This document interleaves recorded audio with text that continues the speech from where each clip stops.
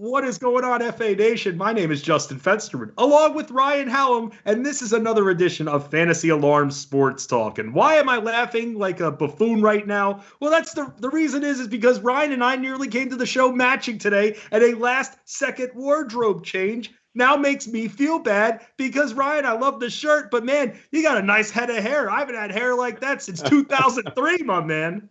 I had my fantasy alarm hat on as well, and about 30 seconds before we started, I'm like, we just can't wear the same shirt and hat. So I just threw my hat in the ground. So thankfully, I don't have enough hair that it probably looks anything ridiculous. But yeah, we can't be complete twins.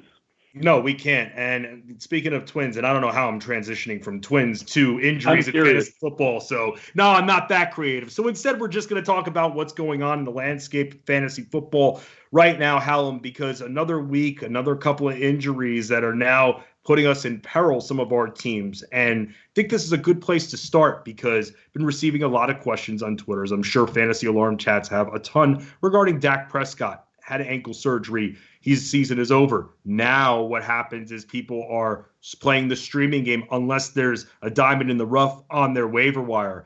I've actually had people hit me up and say, hey, Matt Ryan is out there right now, and I'd be shocked. However, Ryan, when it comes to Dak Prescott and when it comes to those that lost him, how do you, and let's just say in just leagues where you start one quarterback, Superflex is a whole different animal. How exactly do you handle, you lose your stud quarterback, now what do? Do you make that trade for quarterbacks? The reason I'm asking is because I really don't ever trade for quarterbacks. I really don't feel the need to. I've played the stream game a ton in my fantasy football career. Yeah, I think streaming, if you lose somebody like Dak, that's really going to be hard to replace, obviously. But I do think that streaming is probably your next best bet. You clearly just lost a big asset on your team, and to trade away and to get someone else who might be near his level, you're going to hurt your team again, and you're probably going to have to overpay because someone in your league is going to be a jerk and knows you just lost Dak Prescott. So it's not like they're going to give you some nice trade to Angela Lamar Jackson either. You're going to have to overpay. So you're just hurting one part of your roster to help somewhere else. And like you said, we probably have a better chance of finding a reasonable quarterback on the waiver wire than another running back or top plate wide receiver to replace them. So I wouldn't suggest really going out and trading for someone. There might be a chance that Andy Dalton is going to be okay. I mean, when they signed him, we were like, oh, now if something happens to Dak, they're in pretty good shape. He's not a normal backup quarterback. I mean, he didn't have a great career in Cincinnati, but he certainly never had the three receivers that he has now. A.J. Green was nice in his prime, but between Amari Cooper and Michael Gallup and CeeDee Lamb, and Zeke Elliott, he has an embarrassment of riches. He didn't look bad. I mean, you figure you came in, replacing this, I won't say legendary quarterback, but Dak is really, very well respected in the league, loved on his team, and for him to go out like that, crying on the cart because he knew it was a significant injury, that's got to be hard to come in right after and try to get the team, hey, we're going to go out and play some football now after we just watched our leader go off the field on a cart in tears. So considering that, I didn't think he did that bad. He might be worth a shot. I have a 14-team league where I lost Dak, and I'm unloading my fab on Dalton to try to save my season. What's a proper amount, or at least targeted amount, to spend on a guy like Dalton if you are looking for a quarterback on waivers? Because here's the thing, and this is one of the things I've learned from being in this industry, and this is where reality of sports and fan bases come into play. This is the Cowboys we're talking about. Everyone loves the Cowboys. I feel like naturally, because of who they are, they're going to be valued higher. And with Andy Dalton, I don't want to pay 30% of my budget necessarily. That's my problem, Hallam. Even if I did have Dak, I think that's where we need to start with. Okay, what are we looking at when it comes to Dallas? You mentioned the many weapons. Let's mention another weapon that they have that they don't probably want to have, and that's bad defense. That's a weapon that works in our favor when it comes to owning Cowboys post Dak Prescott now for the rest of the year.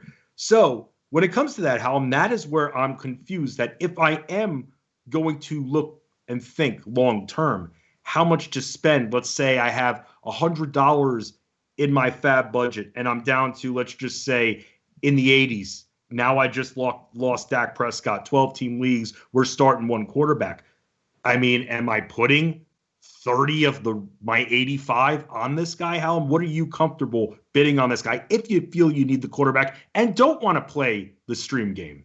And I think this is going to come down to you have to kind of feel out your own league in this one. Because to me, quarterback is the position where I think leagues handle it the most differently from league to league. Like there are some leagues where you're going to have Gardner Minshew on the waiver wire. It's just sitting there, 10 or 12 team leagues. Everyone carries one quarterback and you're going to be able to pick up somebody pretty decent, Matt Ryan, guys like that who, like you just said, some people are finding on their waiver wires. I mean, if you have a league where there's a decent amount of quarterbacks out there, I wouldn't unload my pocketbook on Dalton. The league I'm talking about, it's a 14-team league, and almost everyone carries 2. Quarterbacks are pretty highly scored in the league, so I'm probably going to unload like 70% just to get myself a quarterback. But that's not normal. Most leagues, there's someone decent out there. We did a lot of streams before the season. We kind of told you to wait on quarterback, and there's always somebody out there. So that's going to happen. If you're in a normal league, I probably wouldn't unload too much unless you're in a league where quarterback is really, everyone has 2. If you're in a 12-team league and everyone has 2, and that's 24, not going to be a lot of guys out there. So I think this one is a league by league. I'm thinking 15 to 20% if you really need them. But chances are most leagues there's some decent quarterbacks out there.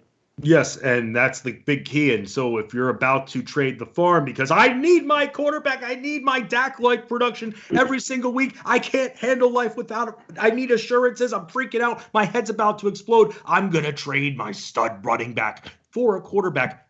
You get on the chats on fantasyalarm.com. That's what you do. Don't come to us after you make the trade and say, hey, how did I do? I made this trade. I'm feeling great. And then Ryan Hallam goes, it sucks. You should have checked with us. And then you're going to be sad. And then you're going to be blaming us and say you hate fantasy football. Come to us before the trade. Hallam, you've been in this industry for about, 10, 15 years. How many times do you get those questions where you hear about these lopsided trades and it's like, don't make that trade. Oh, I already made it. What? Come to us before you make the trade. Definitely. A lot of times, I will say, since I've been back with Fantasy Alarm in our chat rooms, we don't get that very often. We most likely get the person checking before they do it. Maybe once or twice a week, you have someone who's like, oh, I just made this trade. What do you think? I'm like, You're being honest. You're being honest. If you want a trade grade, be prepared for an F. Yeah. If it's a failure of a trade. I think that is one of the big pros of our chat rooms is someone is almost always in there from the site. And I think a lot of our fans absolutely do check with us before pulling a trade. So continue doing that. I'll be in the chat room tomorrow. Absolutely. And always, the family is always with you on fantasyalarm.com. Let's talk about these options that you mentioned. There are plenty of them. Do we worry about any of the receivers at all with Andy Dalton at the helm? Someone like a CeeDee Lamb is getting targeted a lot, Hallam, having a great year. Then you see someone like Amari Cooper have a bit of a quiet game. So at this point, what should we be thinking when it comes to these receivers, especially Michael Gallup, who got thrown to a bit by Dalton, and he had been struggling. So how are you looking at these receivers? That's the first thing I was going to say was Gallup had 2 long catches when Dalton came in. The Cowboys were trying to get lined up to win the game. I think it's going to be. I really don't think I think the offense obviously is not going to be as good as it will with Prescott, especially with his running ability. Obviously, Dalton is not going to run the ball, but I don't think any of them are just going in the toilet off of this. Like I think everyone will be fine. Cooper had a bad game, and the Giants. They brought in James Bradbury from the Panthers last year. He's been shutting down receivers left and right. So as bad as their defense is, he's like the one good guy they have. So I'm not too shocked that Cooper had a total dud. So I think he will be fine. Unless you get every quarterback has their favorite guy. The guy that, Kyler Murray, we worried with DeAndre Hopkins, and he has just peppered him with targets from the first second he lined up for the Cardinals. Will there be a change? Will Lamb see fewer targets? Will Gallup see more targets? Will Cooper, we kind of have to wait and see. He did hit Lamb a couple times. He did hit Gallup a couple times. I feel fine about all three. If I held one of their receivers, I really wouldn't be, unloading them at all based on this news. I think that Dalton will be decent most of the time, 250, 275 yards a game. I think he's well within that range with the weapons that he has, a good offensive line in front of him, and a good run game. So I don't see unloading any of the three based on the injury. No, and I don't think you could get a good deal regarding it right now, regarding any of them. I mean, maybe on Gallup, you have some paranoid league mate that's trying to invent theories and everything and be like, okay, wait a minute, I get it. He hit Gallup. Gallup's going to be his guy. You take advantage if you hear that conversation. Just in chatter, you hear that conversation. You don't say to the league mate if they're like, I'm telling you, man, I feel like Gallup's going to be ready to turn it on. Don't then say, well, let's propose a trade. Propose that trade. And then have the conversation. Pick it back up after that. You don't, because that's how you take advantage of the thought process. He sees that trade in the inbox. Instead of you talking about it right after, you trying to sell, it makes the sell even more. Trust me, the psychology of fantasy football. It's a lot of fun. Let's talk about other injuries. With Dalvin Cook, we're awaiting to hear whether or not he will miss time. And that's going to be very, very difficult. And we know that Dalvin Cook, he gets hurt a decent amount. Now, with Alexander Mattison, while some thought that he would have some standalone value, others who drafted him were patient. And they thought, okay, this is a stash option, even though I paid 7th, but most likely 8th round value in 12-team leagues for him. We saw what happened when he was given the rock. So at this point, you need a running back. You're decimated. Even for stashing and depth purposes, how much are you comfortable putting on this guy when it comes to bidding? Because I just feel, Hallam, that there are not a lot of guys to the caliber of Madison that we're going to be seeing for the rest of the season on the waiver wire. Sure. And I we talked right before we started. I figured he was owned in most leagues. I think you said like 40%. 40% he's owned in Yahoo leagues. 40. Shocking. I figured he'd be owned in most. I mean, if he's out there, and we don't know if Cook is going to miss time, I feel like he could have come back into the game yesterday. I feel like they took the cautious approach, especially since Madison was doing so well. Well, didn't he try to play one snap and then he say, forget it? Yeah, he did. He came back for one, and then you saw him kind of running and wincing on the sidelines after that. Yeah, we'll find out hopefully in the next day or so what his status is. If he's out for any length of time, yeah, obviously Madison becomes a hot pickup, and with him dinged up, Madison is a hot pickup. This one, yeah, I mean, if you're looking for a running back at all, this is the one you're going to want to pay for. I'm talking 30-35%. Maybe that's not even enough to get it done. Depending on what you have left. Unfortunately, I don't think it will be after seeing the Ernest Johnson prices I saw. Oh my God, Hallam, 30 to 35%. That's the biggest joke ever at this point. Norm, you're right. It should be 30 to 35%. But after seeing, and that's why I'm saying, man, even if Cook plays, you still got to look to pick this guy up. No one's safe at this point. Yeah. I mean, hopefully people learned who threw all their money into Ernest Johnson last week that doesn't necessarily work out, because he didn't exactly light the world on fire last week, and Kareem Hunt looked really good. So, hopefully that you have a little bit more self-control with your bids. Dude, I was happy. I'm like, I put 17 of my 100 on him, and I'm like, you know what? This may get it done. Nope. A lot of it was like 70%. Yeah, it was like 60-70%. Oh man. And again, it makes me freak out that there won't be any running backs left on the waiver wire. We might have to add your name to the queue. Hey, I'm a little shifty still. Yes, I like that. Very nice. Yeah, I mean, look at what the auctions have gone, the other free agents have gone for in your league, and try to get, gauge it off of that. I think it is the best bet. But yeah, you're gonna have to really, put up that booty if you're gonna want Madison right now. Yep. Now, when it comes to, let's just say, the Falcons offense, we don't have to spend a lot of time on this. No more Dan Quinn. How do you feel about that? Coach gets relieved when it comes to the immediate future of the team, because kind of like the Cowboys, this is a team that's going to be throwing a lot no matter what. We saw it last year, and we're still seeing it despite Todd Gurley running in touchdowns. We're still seeing them throw a lot, and we know that. But We're not seeing Matt Ryan throw touchdowns, Ryan Hallam. Why not? He's had a couple of tough matchups. Julio Jones being out is certainly a huge problem. I mean, he is one of the 5 best receivers in football, and to have him, go out certainly hurts. And not only does it hurt, the offense and Julio Jones, but then Calvin Ridley, who's normally getting the team's second cornerback, is now getting the team's top cornerback. So, he is seeing a much tougher matchup himself without Julio. And that's part of why Ridley is so good, because Julio Jones gets the Jalen Ramsey, gets the Denzel Ward, gets this. And then Ridley, most teams don't have 2 elite cornerbacks. So the really good one is on Julio, and the next one is on Ridley. So when Julio's out, then he has the best corner. So I think getting Jones back is going to be a big impact. I don't think the coaching change is going to be that much. I mean, they're going to go with their strength, which is throwing the ball, obviously. I think they've shown they don't want to just ride Todd Gurley into the ground. So maybe they run a little bit more. That might help Brian Hill slightly for those of you who've been holding on to him. But I still think we're going to see Atlanta throwing the ball plenty. Not to mention, you talked about the Cowboys' defense being bad. The Falcons' defense is borderline on embarrassing. So they're always going to be playing from behind as well. So Matt Ryan, I think, is still going to be chucking the rock just plenty with a new coach.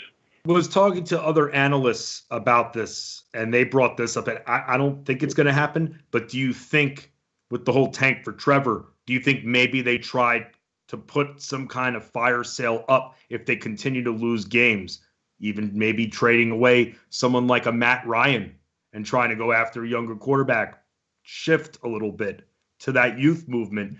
Again, I don't think, and this is more of an NFL topic, but if our fantasy players are hanging in the balance and they're going to be changing teams, then it becomes our problem. So is that something that you're even thinking about right now, or you don't expect any kind of crazy trade or anything from the Falcons? That would be really surprising for me if a team traded, just unloaded during the season, especially a guy like Matt Ryan, who's been on the team his entire career, who's taken to the Super Bowl, although they lost it. I would be utterly floored if that happened. So would I. So instead, let's talk about, well, very quickly, what's the deal with Hayden Hurst and Russell Gage? You can't, I feel like you can't trust them anymore. I'm not saying drop them. I'm saying that to start them, it's very, very difficult, Ryan. I've almost lost the will to start Hayden Hurst at this point. Need more action, need more targets. Just, getting bailed out by one reception and that happens to be a touchdown. That's not good enough for me anymore. If you drafted Hayden Hurst, he moved up, in my opinion, more than any other player during draft season. He went from around the 12th round, and Ryan, you can tell me if I'm wrong on this. He went from around the 11th, 12th round to the 7th, 8th round.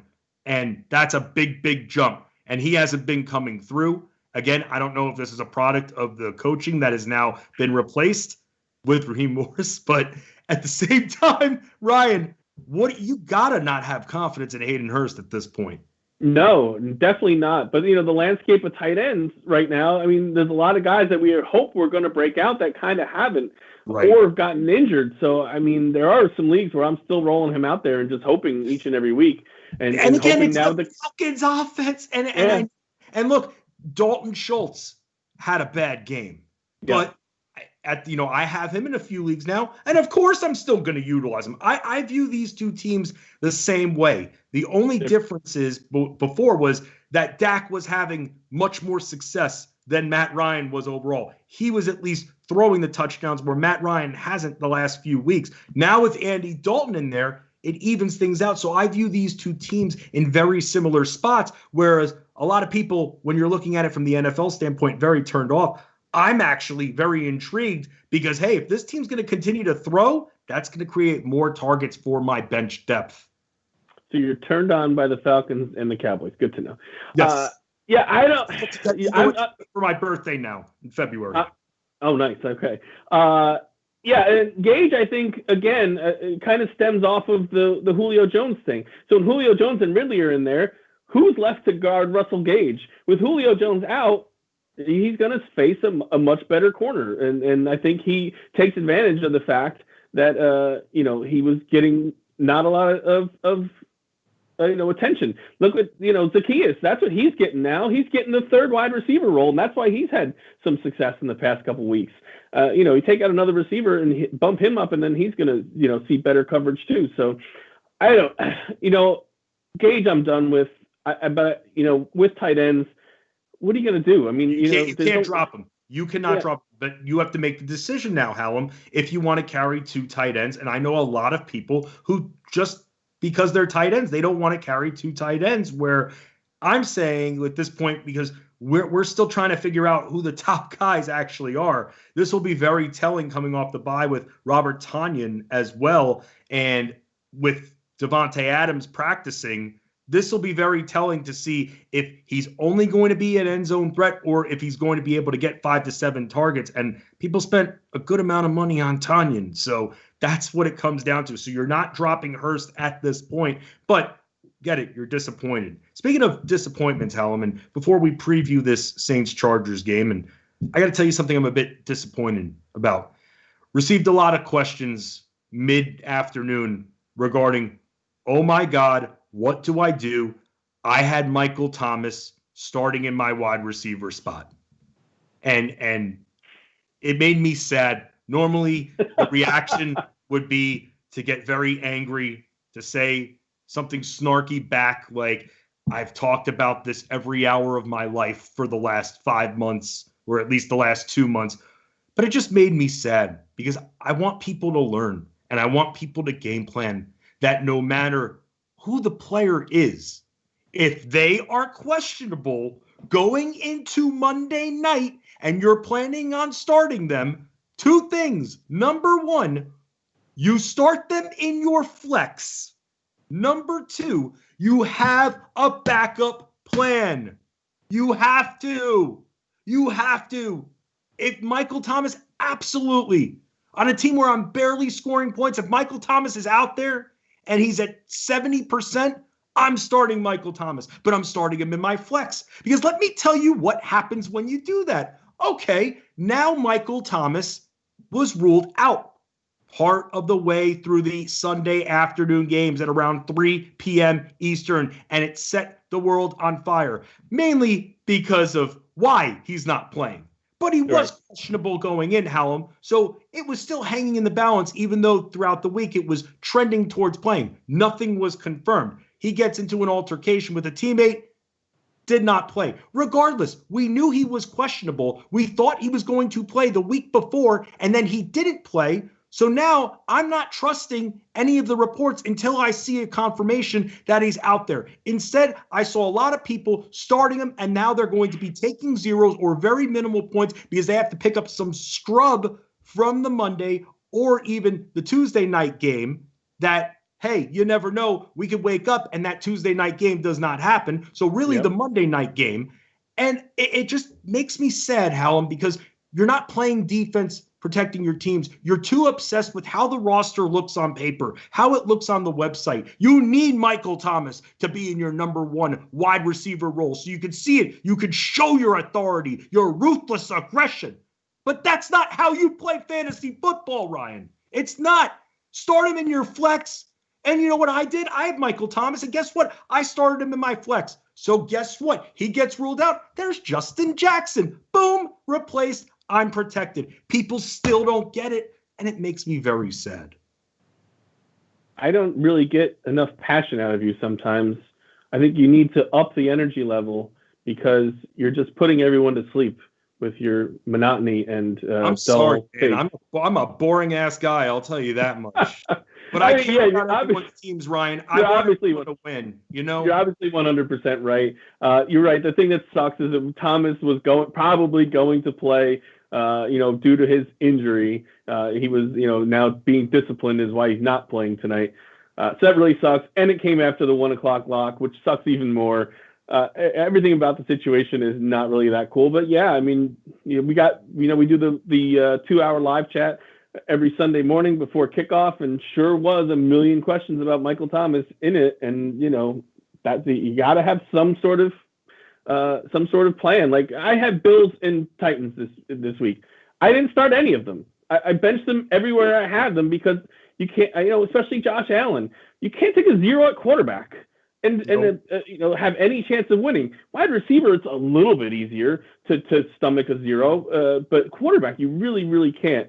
So, in these kind of instances, you might like to swing for the fences and show what kind of sack you have, but you're going to be crying at the end if something doesn't work out. And something completely, obviously, it's all out of your control, but something completely out of your control with, him getting into a fight with a teammate. Right. And again, it doesn't matter how your roster looks. There have been a few weeks where I've had questionable receivers, and I had Laviska Shenault in my actual wide receiver spot. And the reason I'm bringing this up, and this seems anytime multiple people bring up issues, I feel the need to raise that awareness on these streams, on the shows that I do, Ryan. And that's because it's not just a fluke when it's more than one person bringing up the same issues. But he should be in my wide receiver spot. No, that's garbage. That doesn't matter. Don't think about how your team looks on the site, how your team looks on the face-to-face, head-to-head matchup screen. Yeah, I hate those matchup screens. Oh, my God. Those mess with people so much. It's awful. And I get it. You want to see that your team's an all-star team and that your team's at full strength, and seeing is believing. I get it. But at the same time, you have to protect yourself. Yes, if Michael Thomas was playing, you were starting him. But you have to avail yourself of all opportunities. You start him in the flex. Now it's not just, do I have a wide receiver that I can start? Now maybe you have a running back. Maybe you just picked up Justin Jackson for depth. Now you make the replacement and you don't get a 0, Ryan. And I really wish I didn't have to bring this stuff up, but I'm in a way glad because I feel like people still need to know. And even though we think, everybody knows this, we just can't assume because you know what happens when we do that. I do. And it doesn't always work out. Let's be honest. Like I just said that I sat Josh Allen. I sat him for in the league, Jimmy Garoppolo. And guess what? Negative points. So it would have turned out the 0 if the Bills don't play would have been better for me. But you know what? I'm going to make that same decision every single time because this rare instance where it didn't work out is definitely rare. It almost always is better to play it safe. It's just he just can't take 0s and expect to win. So you can pump your chest and be all macho and think you're proving something to somebody, but I mean that's a loser's mentality. You have to try to play it as intelligent as you can. Speaking of your Niners, Jimmy G, you think he's still banged up? You think they brought him back too early? Absolutely. I mean, he looked it. I'll tell you that much. He looked awful. I was like, what am I looking at? And then when they didn't come out for the second half, I'm like, then why did you bring him back? If there was either you just suffer through a terrible game, or you shouldn't have brought him back. I didn't really like benching him. I tweeted about it. I know they said they were trying to protect him because the line wasn't playing well and he wasn't comfortable. But the guy was in the Super Bowl last year. I don't think he should have been benched, but neither here nor there. He was completely awful. He missed almost every throw that I saw, and just it was a nightmare game from start to finish. And I think he'll be back next week. I think he'll be better. So those of you with Debo and Ayuk and Kittle and all that, I really wouldn't panic. I got to believe they won't put him back on the field unless he's good to go this week. I don't know if Debo's 100% either, by the way, because I was going to ask you, from what I've seen and from the way that he's been used thus far, A, I don't think he's 100%, but B, a lot of people, and especially with it being bye weeks, a lot of Debo Samuel questions. And I told one person to start Debo Samuel, and I feel like giving that one piece of advice to that one specific subscriber, it's given me nightmares ever since because I don't know, and I don't remember the other receivers that were on the table for this subscriber. I don't know why I said Debo, but going into the week, I had this whole, I do not trust Debo Samuel until I see a really strong, heavily targeted performance. I'm not convinced because they said they were going to ease him back in. I'm not convinced that he's 100%. Ryan, with the Debo questions you get, and you're pretty much Fantasy Alarm's 49ers beat reporter, what are your expectations for Debo? Are you starting him at this point, or are you in the wait and see, kind of like where I am? Well, he might not be 100%. The foot fracture that he had is sometimes a complicated thing. I just think last week was just a complete disaster from start to finish. You kind of want you just have to wipe the board clean and kind of forget about it. I mean, if you watch the game, it was just the offense just couldn't do anything. No one was going to do anything that day. Kittle, I think, had 44 yards. Mostert had a nice game running the ball, but their pass game just was awful. So, I mean, you trusted Debo because Garoppolo was coming back, and the Dolphins aren't a very good defense. That's why. And he had a few catches his first game back. So it seemed like all systems were go. Who the hell thought it was going to be 43-17 or whatever that turned out to be? No one saw that coming. No. So to me, that's kind of just like a game where we just have to wipe it away. The problem is they're playing the Rams this week. So Debo will probably see a lot of Jalen Ramsey, which is bad news with a possible banged-up quarterback and him not being 100%. So for the upcoming week, I could certainly see putting Debo on your bench. There you go. When it comes down to the San Francisco 49ers, Ryan Hallam at Fighting Chance is your guy. Ryan, let's talk about this Monday night game for just a few minutes here. Saints and the Chargers, and where we should start and what we've been talking about. No Michael Thomas once again. Jared Cook expected to play in this game. Now, I think the big story from this one is going to be from the Chargers side and the big focus on the running attack. How do you think the carries will be divided between Joshua Kelly, who has been fumbling a bit, and Justin Jackson, who fantasy players spent a little bit on? I think if Kelly can hold on to the ball, I think you're looking at like a 65-35 split in Kelly's favor, possibly 70-30. I mean, there was a game where he had 20 carries when Austin Eckler was healthy. So clearly the team, had some good feelings towards him. The Chargers are always behind, so it kind of takes them away from running the ball too much. But now that I feel like Kelly is going to be the top ball carrier, and hopefully without Thomas, they can stay in this game. I do expect Kelly to get the majority of the carry, 65-35 or about there. I think he'll be more involved in the passing game than Jackson. So of the two, I feel much better starting Kelly tonight over Jackson.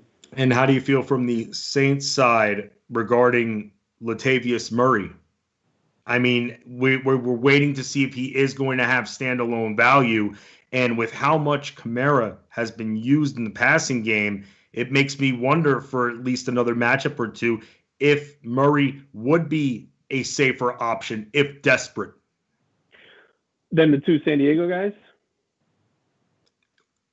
I would say, you know what, if you're okay, so let's say this then. How about this? Because I do have this in the league. What about, let's say, Murray versus Jackson?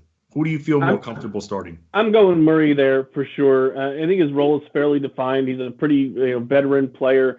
Kamara isn't a 20 carry a game guy anyway. So you're always kind of see Murray tip in here and there, on a regular week. And with Kamara, like you said, getting more involved in the passing game, it's getting Murray a few more carries. He had a 2-touchdown game. So if I'm starting, I feel better about Kelly than Murray, but I definitely feel better than Murray over Jackson. And I'm going to ask you one more question here, because taking the Tuesday game into account, received this a couple of times actually. Murray versus Devin Singletary. I am going to go with Devin Singletary. I don't think that Moss is quite 100%. The Titans are a pretty trash run defense. And Singletary's been good since Moss, when Moss was out. And, he showed the burst that he had last year. That I was kind of surprised they brought in a guy to compete with him so soon. So I think Singletary will be fine. I think Moss is still working his way back. So I do feel better about Singletary against a pretty bad run defense over Latavius Murray. We give Ryan a follow on Twitter at Fighting Chance, yours truly at FenceD Sports. You can also catch me on Alarm After Hours with John and Pemba on SiriusXM Fantasy Sports Radio, midnight to 2 a.m. Eastern. Want to hear your reactions, want to help you save your seasons. That's what family is all about, lifting each other up and making sure we all win as one. For Ryan Hallam, I am Justin Fensterman. We thank Ed Bundle. See, Ed, I didn't forget this time like I told you. I wasn't going to forget. We're a team. We're a family. That's what it's all about. We always dominate. No other option. We just win all together.